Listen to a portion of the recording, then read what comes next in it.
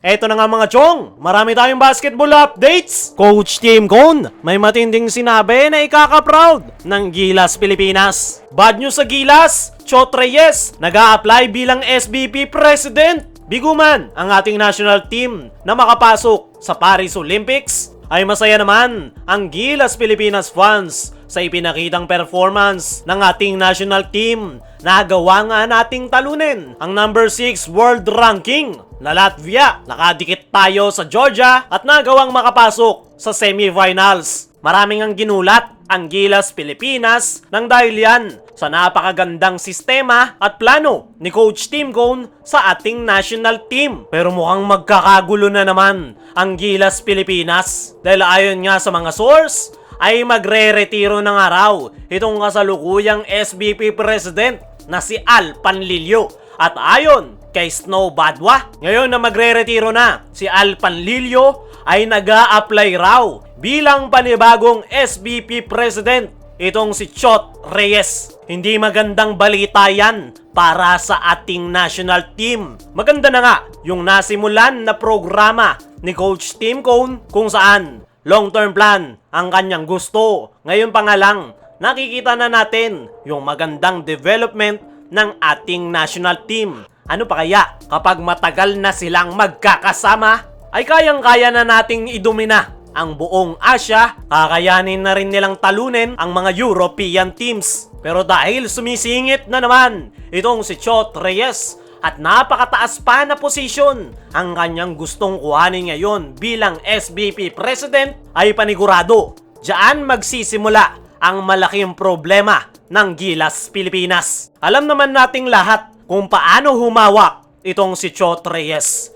Gusto palagi nito ng drama at gusto sa kanya nakasentro ang atensyon. Kaya naman, imbes na magtuloy-tuloy yung magandang programa at progress ng Gilas Pilipinas matapos ang Olympic qualifying tournament, ay mukhang magkakaaberya pa si Coach Tim Cone at ang Gilas Pilipinas. Sa ngayon, hinahayaan ni SBP President Al Panlilio na San Miguel Corporation at si Coach Tim Cone ang mamahala sa Gilas Pilipinas. Bawat galaw nga ngayon ng ating national team ay dahil kay Coach Tim Cone. At kitang-kita naman natin na maganda ang kinalabasan. Kaya naman, sakaling maging SBP President itong si Chot Reyes, ay paniguradong magkakaroon ng problema at mangingialam ito sa programa ni Coach Tim Cone. Alam naman natin na may favoritism si Chot Reyes pagdating sa mga players.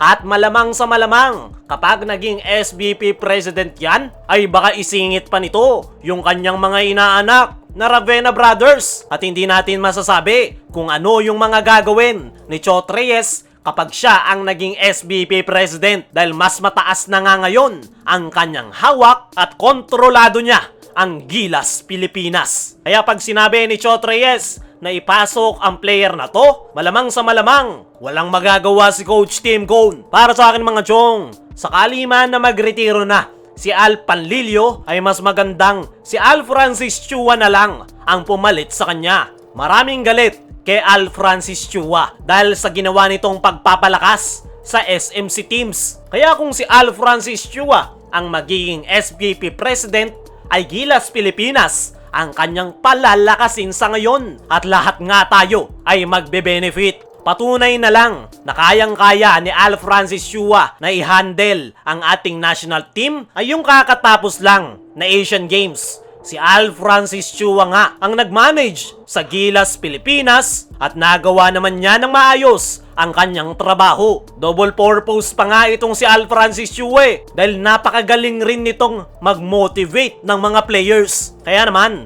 kahit gaano pa kalaki yung galit nyo kay Al Francis Chua, ay hindi nyo maitatanggi na napakagaling nitong mag-handle ng isang koponan. Dumako tayo dito sa kabilang balita. Coach Tim Cone may matinding sinabi na ikaka-proud ng Gilas Pilipinas fans matapos makapagpakita ng magandang performance ng ating national team sa kakatapos lang na Olympic qualifying tournament. Ay biguman ang Gilas Pilipinas ay meron ngang mga nakitang silver lining si Coach Tim Cone sa ating national team. Napatunayan nga raw nila na kaya nating sumabay sa mga big time na kupunan. At ayon nga mismo sa naging latest interview dito kay Coach Tim Cone, ay base nga raw sa kanilang performance na Olympic qualifying tournament, ay nasabi nga ni Coach Tim Cone na kaya ng talunin ng Gilas Pilipinas ang kahit anong kupunan sa buong mundo. At nag-a-agree nga ako dyan mga chong. Ngayon pa nga lang, napakaganda na ng kanilang performance. Nasilat pa ang number 6 world ranking na Latvia. Kahit pa 1 week lang ang kanilang preparation, ano pa kaya kapag nakapaghanda ng tuluyan ang Gilas Pilipinas? Isa pa, expected na mas malaki pa ang i-improve ng Gilas Pilipinas as long as sila-sila pa rin ang magsasama-sama. Napakaganda nga ng programa ni Coach Tim Cone na long-term plan, at sa susunod na 4 na taon ay paniguradong makikita na natin yung peak na performance ng ating national team. Sa ngayon,